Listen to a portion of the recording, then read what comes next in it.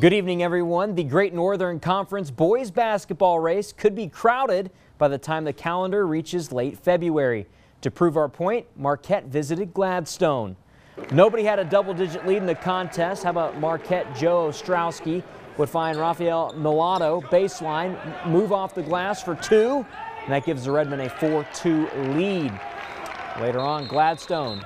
It'd be Reese Castor, heads towards the lane, somehow keeps his balance long enough for this basket. Marquette was still up 6-4. Castor did finish with 26. Later on, Gladstone, it's Hunter Bottriff to Jack Stevenson, inside to Brad Spindler, no charge, easy hoop. Marquette kept a 2-point cushion at 8-6. How about this? Marquette, Luke Oji to Ethan Martish, and that shot, baseline jumper, rattles home, 10-6 Marquette. OG spots Trey McPherson later on in the corner for a three. Marquette's Joe Ostrowski hit a three-pointer to force overtime. He did have 20 points. This game went to double OT before Marquette prevailed 68-67. Let's head to Negaunee, where the Miners, they were hosting the Kingsford Flivers. Into the third quarter, Miners up and they add more. Dre Tumanen finds a cutting Jason Waterman, and the freshman lays it up and in. 40-16 Miners.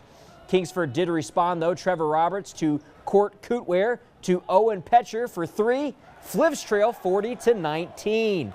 Head coach Dan Waterman was trying to keep his Miners fired up in this contest. How about still in the third? Dre Tumanen, he drives the lane. He misses the shot, but his man Trent Bell is there to clean it up and put that one in. That's 44-21 Miners, even though Trenny stumbled as he ran away, but, you know, he made it up.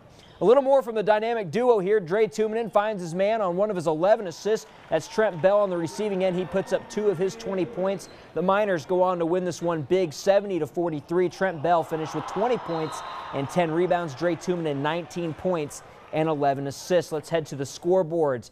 Escanaba and Houghton postponed their contest tonight. That game is expected to be played this Saturday at 3 p.m.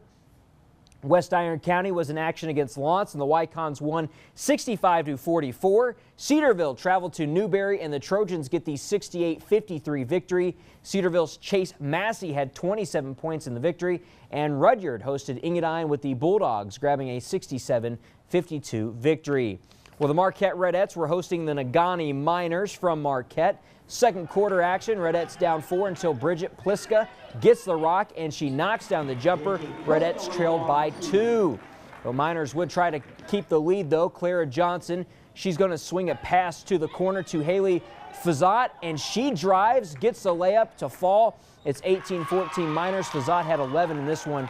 The Redettes would even it up though. Hannah Belinsky finds Stasha Warchuk, and she will find the lane and the basket. That tied the game up at 18-all. Marquette did take the lead late in the second. Amber Hubner to Izzy Peterson to Kelsey Grange, and she's going to get the hook to fall. Redettes go up by 2. Negaunee, though, they would win this one 48-38. The Redettes, Amber Hubner had 14 points and 15 rebounds in the loss. Let's head back to the scoreboards. A lot of girls games in action. Kingsford gets the win over Gladstone 67-48. Kingsford's Hannah Carlson had 25 points. Menominee picks up the win over Iron Mountain 47-35. Norway has an impressive win. Check this one out, 67-14 over the Nordics. Jordan Kramer with 17 points. The Calumet-Hancock game has been postponed. Obviously, we know the weather in the Keweenaw and in Houghton not very great, so this game is tentatively scheduled for Thursday. Baraga and Chassell was also postponed today, along with Dollar Bay and Jeffers. No makeup time has been announced, and also the Lake Linden-Hubbell-Ontonagon game was also postponed.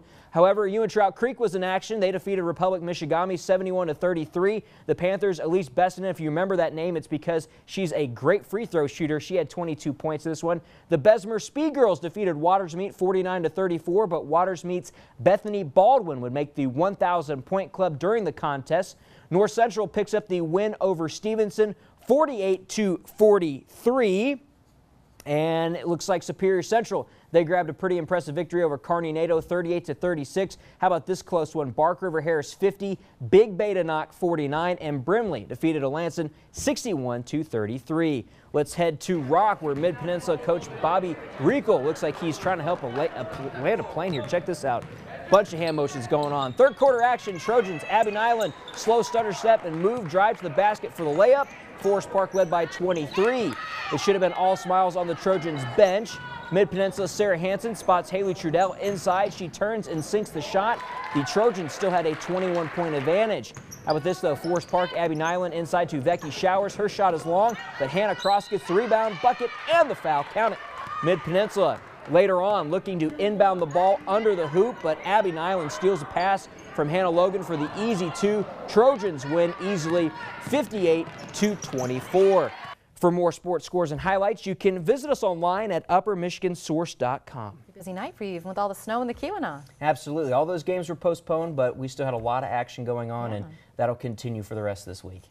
All right. Thanks a lot, Ethan.